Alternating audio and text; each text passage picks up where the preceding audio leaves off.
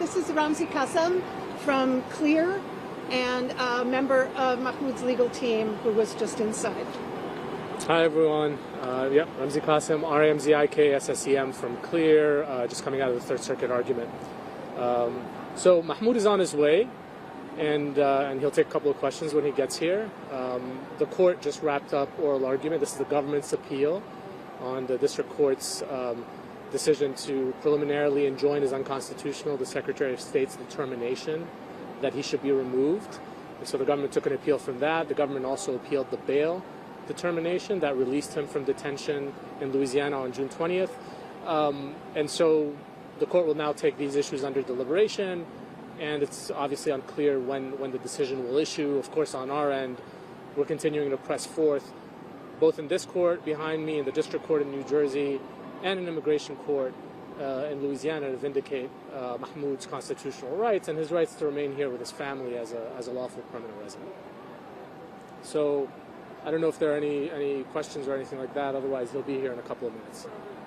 How are you and he feeling after? How's the team feeling after what occurred today? What was the vibe inside the courtroom? The judges had a lot of tough questions for the government. The government went up first, and of course they had some appropriately, incisive questions for us as well.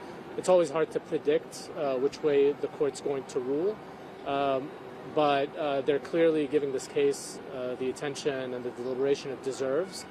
And, we're hopeful as always, and no matter what the outcome is, we'll continue to fight, because obviously what's at stake is not just Mahmoud's right to speak up in defense of Palestinian human rights and his ability to stay here in this country with his U.S. citizen wife and child, but everyone's First Amendment rights and everyone's due process rights are at stake in a case like this one.